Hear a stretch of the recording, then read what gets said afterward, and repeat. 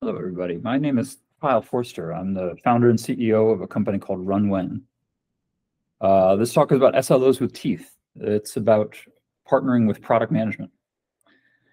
I kind of figured that some of the people read the title and assumed correctly that this is really a conversation about power dynamics in organizations. You probably have some experience, maybe positive, maybe negative, navigating the power dynamics of your organization while doing something you thought would be impactful or ambitious or just good. I assume most everyone else is turning in because they clicked the wrong link. And either way, I hope it's very useful. The observations here came from around 50-ish different teams that rolled out SLOs or that didn't get all the way there. It's an amalgamation of my personal experience, my colleagues' experience, our customers, investors, etc. If you haven't already seen the book Measure What Matters by John Doerr, it's a book about OKRs that blossomed as a management tool at Google. You may recognize that you can lift pretty much all of part 2 of the book and scratch out the word OKR and replace it with SLOs. But this is no accident, not at all. I can't do the book justice here. It talks at length about the dangers of tying either of these directly to individual accountability, to compensation, to org charts, talks about cultural influence, et cetera, et cetera. All of this, as far as I'm concerned, is advice well worth the $14.49 for the hardcover.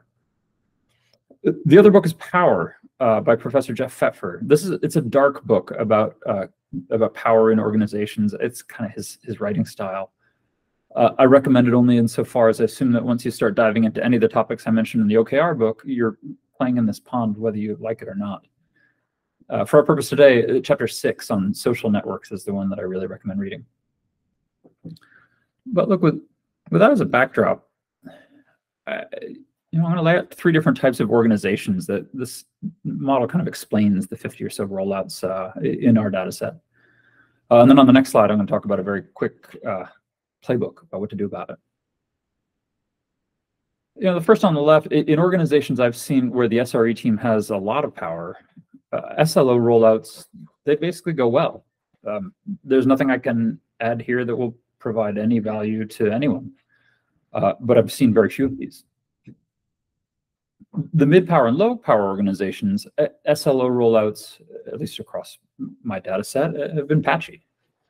An SLO program at first blush always looks like something that can be tied to individual or team accountability, to compensation, to cultural influence, ref the previous slide. And for the career-motivated, self-interested executive, i.e. most senior executives, maybe your SLO initiatives fit their personal agenda like a missing puzzle piece. Maybe your SLO initiatives don't. Maybe the senior exec becomes a champion. Maybe they try to get your idea stalled out. The playbook that follows on the next slide is just what to do to make this process a little bit less random. In many of these organizations, I've noticed you kind of see a high-power PM team. These poor teams, at least where I've spent most of my career on these teams, they get stuck forecasting revenue or some moral equivalent with nearly zero control over sales and marketing investments, only a modicum of control really over the engineering agenda.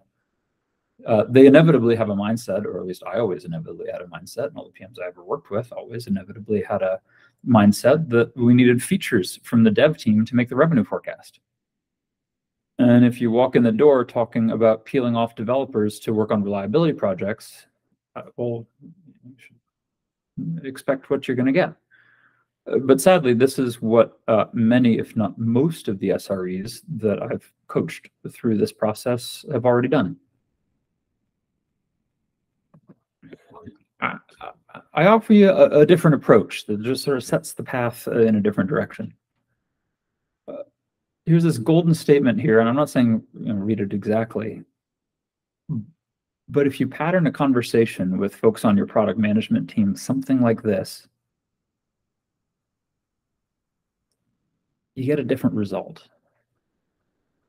And we've helped colleagues, friends, clients roll out enough of these that our hit rate's quite high. just going to pause for a second and let you read it, because it's often the exact opposite of the intuition of many of the people that come into SRE. But I believe it is what it takes to make many SLO initiatives successful in the mid and low power organizations. And let me just show why, because it may not be intuitive, but look at the consequences. These are the types of conversations that show up a few months later. While that conversation may not feel like it's increasing reliability, the second order effects do. And now you've suddenly tied reliability and SLOs not to something that looks too much like individual accountability, but something that looks very much like the metrics that pay everybody's paycheck and that really get you on side with any senior executive that cares about this, or that even could care about this.